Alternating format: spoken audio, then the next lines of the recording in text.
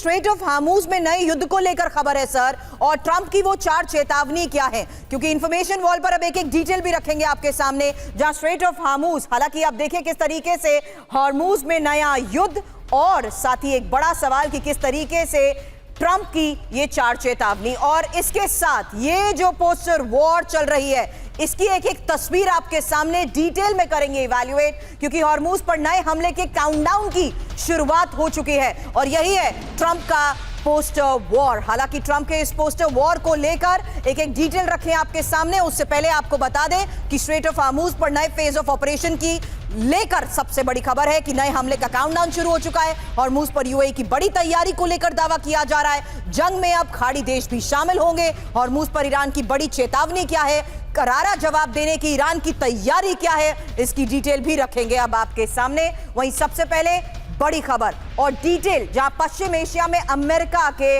Airlift mission की शुरुआत, और ट्रंप के चीन से लौटने के बाद ही एयरलिफ्ट मिशन की शुरुआत। 11 अमेरिकी C-17A विमान यूरोप की ओर रवाना। फरवरी जंग से पहले भी ऐसा ही पैटर्न दिखा था। हमले की अटकलों के बीच बड़ी सैन्य मूवमेंट को लेकर यह दावा किया जा रहा है। हालांकि इसी लिहाज से आगे बख्शी सर आपसे सवाल करूंगी, क्योंकि ये जो पैटर्न फरवरी जंग से पहले भी दिखा था, अब सैन्य मूवमेंट को लेकर एक और सबसे बड़ी खबर सामने आ रही है, जहां पश्चिम एशिया में ही ब्रिटेन का नया एंटी ड्रोन सिस्टम और ब्रिटिश फाइटर जेट्स पर तैनात होंगे APKWS सिस्टम। हालांकि ड्रोन को सस्ते और सटीक तरीके से तबाह करेगा। ईरानी ड्रोन हमलों के बाद ब्रिटेन का यह एक बड़ा फैसला है। ब्रिटेन ने खाड़ी क्षेत्र में हवाई सुरक्षा भी बढ़ा दी है। वहीं ईरान के अंदर अब अमेरिका इजरायल के घुसपैठ की वार्निंग को लेकर भी खबर है। ईरान ने कहा है कि ग्राउंड ऑपरेशन अमेरिका कर सकता है। ईरान के न्यूक्लियर ठिकानों पर रेड की ये आशंका, खर द्वीप पर कब्जे की ये साजिश। ईरान ने कहा है कि बातचीत की आड़ में जंग की जा रही है तैयारी।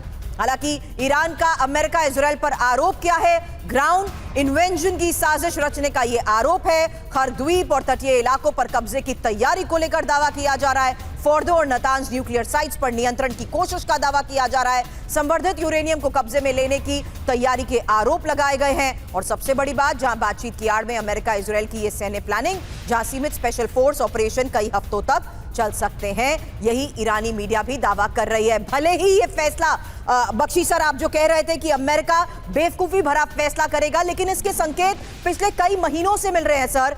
सीमित ही सही, लेकिन एक और स्पेशल ऑपरेशन जिसमें पास के आइलैंड्स हो या खर द्वीप हो, अलग अलग तरीके से समुद्री घेराव की योजना के बाद यही संकेत थे सर। नहीं, देखिए, अगर आप खर्ग आइलैंड पे अटैक करना चाहते हैं या किसी और आइलैंड पे अटैक करना चाहते हैं, American aircraft carrier battle groups जो अभी 2-3 हजार किलोमीटर पीछे हैं, क्योंकि जब से जेराल्ड फोर्ड कैरियर हिट हुआ, इब्राहिम लिंकन हिट हुआ, उनको पीछे ले लिया है ताकि वो ईरान के anti ship missile, ballistic missiles, cruise missile की जद के बाहर रहें, ड्रोन्स की जद के बाहर रहें। अगर आपको असॉल्ट, एम्फीबियस असॉल्ट लैंडिंग करनी है, I am afraid you have to get into the Gulf of Hormuz, और वो खतरे से खाली नहीं है। आपके 2-3 जहाज डूब सकते हैं, क्योंकि ईरान के पास वो anti ship missiles, cruise missile, ballistic missile, hypersonic missiles है। और अगर आप रेड करना चाहते हैं तो मैं सिर्फ यही कहूंगा कि जो पिछली हॉस्टेज रेस्क्यू थी, जो उनका जो पायलट रेस्क्यू था, उसमें 8 जहाज गर्क हो गए थे।